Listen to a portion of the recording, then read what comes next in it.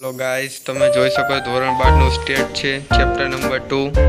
આ મેન સૂત્ર 3 છે, એમાં સંખ્યા પોઈન્ટમાં આવે, પોઈન્ટ વગરની એવી ત્રણ. પહેલા આપણે x ની બધું લખી લેવાનું ખાનું, પછી x બાર ને y બાર, y માઇનસ y બાર, એ બેનો ગુણાકાર ને એ બેનો વર્ગ કરીને સૂત્રમાં મૂકશો એટલે r બરાબર જવાબ મળી જશે. જો તમને આ વિડીયો અને આ પદ્ધતિ ગમી હોય તો મને કોમેન્ટ કરજો, તેથી હું નવા ચેપ્ટરના વિડીયો મૂકતો રહીશ.